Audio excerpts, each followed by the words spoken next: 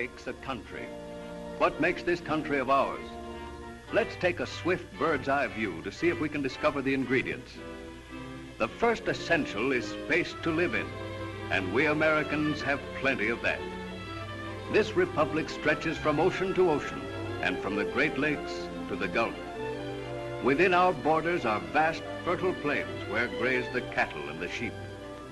We have great fields of billowing grain, mile on mile nodding golden heads to the sun, a giant granary. Friendly, smiling valleys are dotted with fragrant fruit trees and streaked with dusty green vineyards that march in columns over the rolling hills. We have millions of acres of timberland, oak and elm and hickory, maple and walnut, spruce and pine. Our mighty rivers toss their plumes of spray as they hurry down to the sea. Majestic mountains proudly lift their ancient snow-covered heads to the blue sky. Plenty of space to live in. But land is not enough to make a country. There must also be people to work the land, men to swing the axe and fell the timber to begin the conversion of a tree into a useful piece of lumber. There must be people to harvest the crops, cotton and wheat, corn and tobacco, oats and alfalfa, barley and beans. Now, people act pretty much alike the world over, no matter where you go. They eat and drink and discuss the news of the day. They're born, they work for their share of happiness, and they die. They feel the same heat of summer and the same chill of winter. And after work, they play. But that isn't enough. And that's why for 300 years they've been coming to this country. Our fathers or our fathers' fathers, months or years or generations ago, made the long voyage to these shores in search of freedom. For more than half a century, the Statue of Liberty, soaring symbol of America, has held high aloft a torch, brightly burning, to light the way for 26 million new Americans to this new land of opportunity, to this land of the free. And what treasures are ours? We produce 34% of all the coal mined in the world. From our wells gushes 62% of the world's supply of oil. From seemingly inexhaustible veins in the earth, we produce 29% of the world's iron ore. Other rich lodes supply us with 32% of the world's copper. In the fields of the South, we grow half of all the cotton produced. Our most valuable crop is corn, of which we grow more than half of the world's supply. To get about our great country, we operate 34% of the world's railroads, 250,000 miles of track. For personal transportation, we drive 70% of all the automobiles that roll along the world's highways. We enjoy the convenience of half of all the telephones in service. For diversion and instruction, we listen to 45% of all the radio sets in existence. We import into this country for our use half of all the rubber produced in other lands. From across the sea, we bring into America more than half of all the coffee grown. And from the other side of the world, we get more than half of the world's production of raw silk. And what proportion of the population of the earth shares all these riches? There are 130 million of us Americans, but how do we compare in numbers with the rest of mankind? Well, such is the ingenuity, the courage, and the capacity for hard work of the American people that they have developed these infinite resources and still have a lot of room to grow in. For we constitute only 6% of the population of the world. Only 6%, and yet we are the wealthiest in resources as well as the happiest and freest people on earth.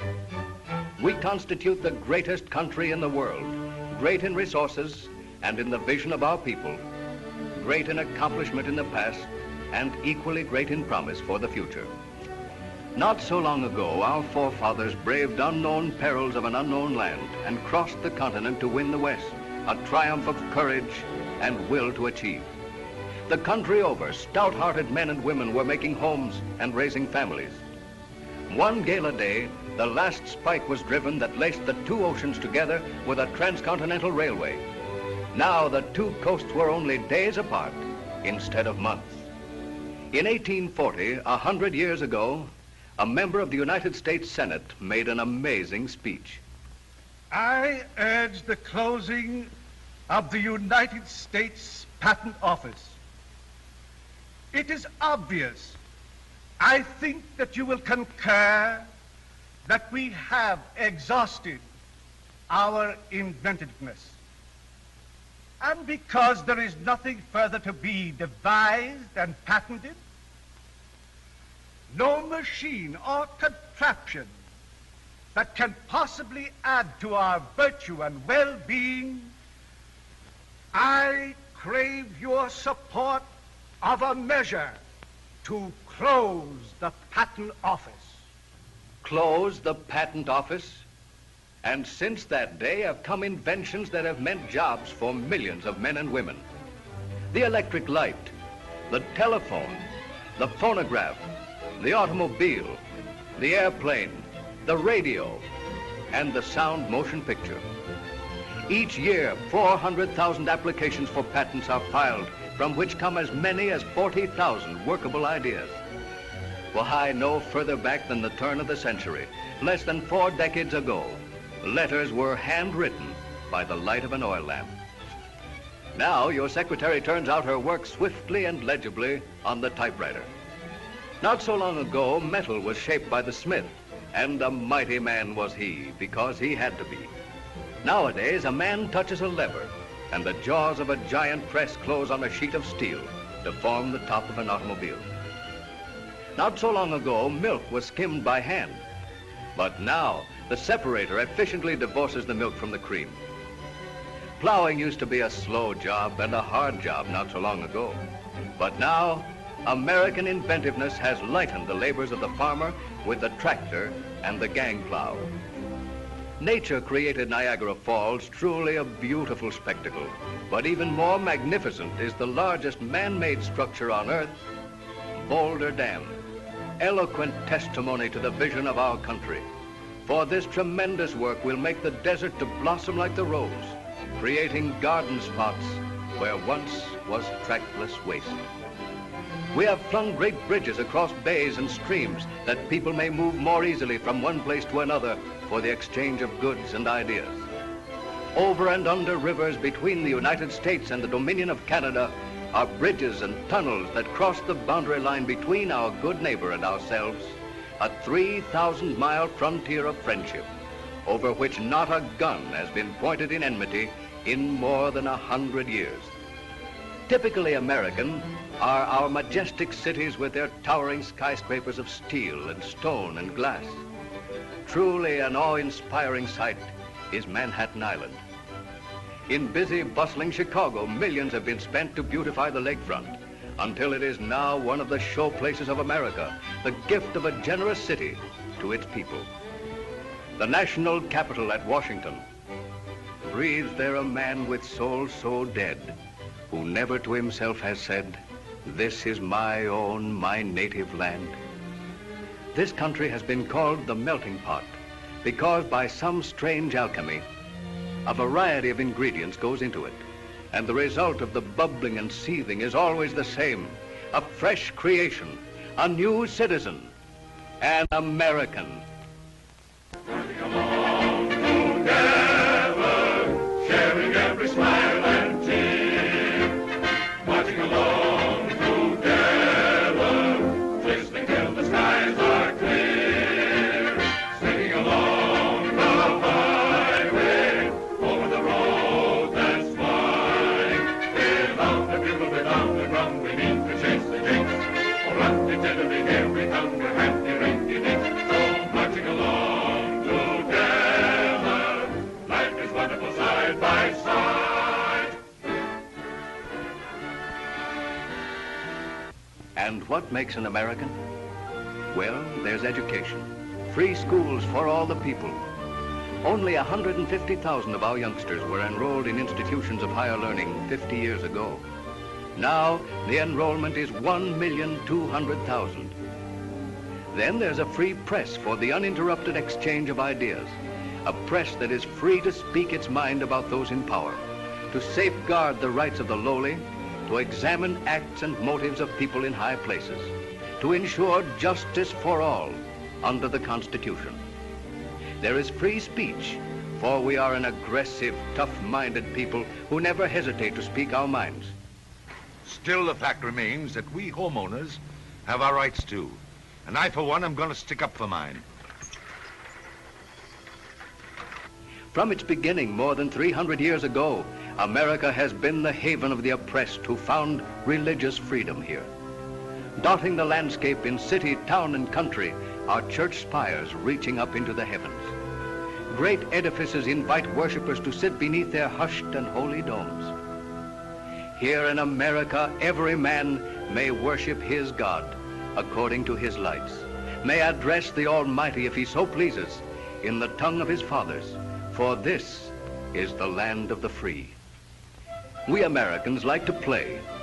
Laughter rings out in the land, on the beaches of the Atlantic and the Pacific and the Gulf, of lakes and rivers and streams.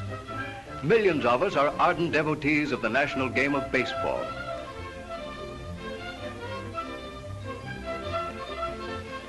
On each coast is a great exposition to teach us, amuse us, and amaze us.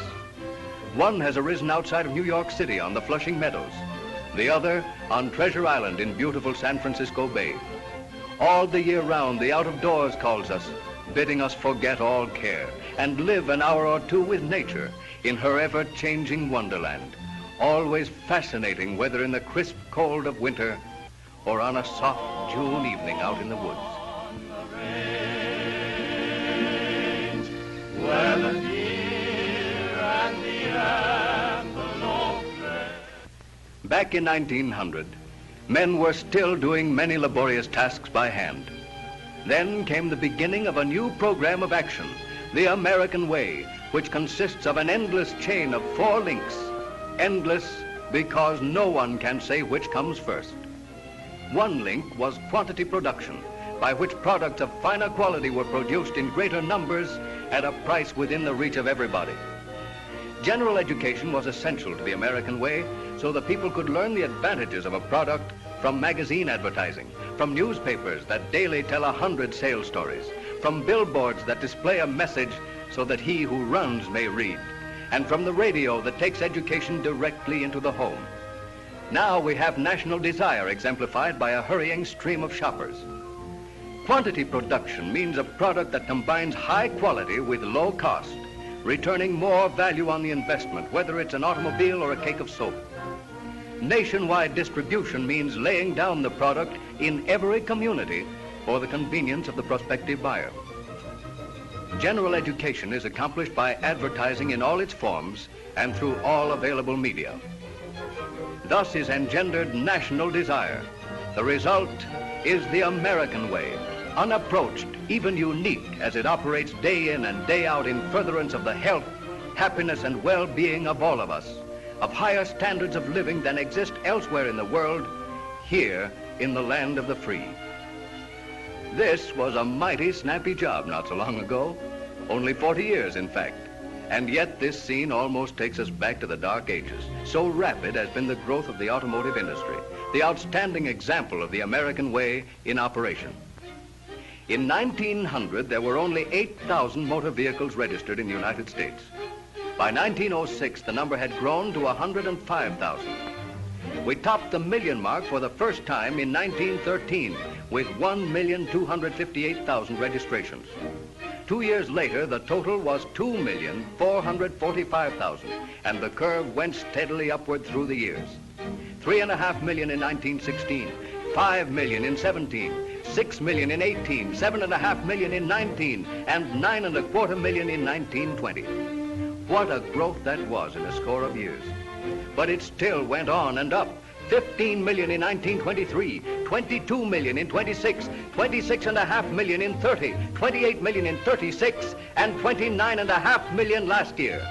Think of it. In 40 years, we have built a total of 62.25 million motor vehicles. And we're going to keep right on building them more and more, for Americans always have demanded and always will demand these necessities of good living. Now for the men and women who build the cars. Motor car companies employ as many as 500,000 persons in a year and pay them as much as $800 million in 12 months. Another 1.25 million are employed in sales and service, And when you consider the related manufacturers who depend on the automobile business, you find on the payrolls more than 6 million employees. 1 out of every 7 gainfully employed in the United States. America's road building program went hand in hand with the development of motor transportation. Until now, we have 360,000 miles of surfaced highways. In the fiscal year of 1939, more than 3.5 million men were employed on road construction and maintenance. The motorists of America fill their tanks each year with 22 billion gallons of gasoline, 90% of the total United States production. Automobile manufacturers ship their product in 3 million freight carloads, for which they pay the railroads the staggering total of $360 million. The automotive industry writes many another big check. In a year, it spends more than $23 million for cotton. Nearly $3 million is the bill for wool, and another $2 million goes for mohair. The cattlemen receive more than $1.75 million for hides. And there are many other commodities of which the industry is the largest single consumer, such as rubber, 80%, plate glass, 69%, alloy steel, 54%, malleable iron, 53%, strip steel, 51%, sheet steel, 41%, lead, 35%, nickel, 29%. Every state in the Union contributes to the building of automobiles, and every state profits. New England weavers make fabrics for upholstery. From the Northwest comes lumber, millions of feet of it. From the South comes sugar cane and cotton, millions of pounds of it. From the Southwest comes oil, billions of gallons of it. From the Middle West come corn and wheat, soybeans and flaxseed, millions of bushels of it. From ranchers and farmers the country over come sheep and cattle and hogs, millions of them. From nature's bountiful storehouse of treasures in the earth come iron and lead, zinc and nickel, tin and aluminum, copper and coal, mercury and silver, tungsten and bauxite, vanadium, molybdenum and manganese. Truly, all America builds the automobile. It's a nationwide collaboration of 48 states cooperating to achieve a common purpose. And it could happen nowhere but here, in the land of the free, where men can still dream dreams and make them come true. Close the patent office? No, sirree. Not while there are still Americans ever striving to make this a better world to live in.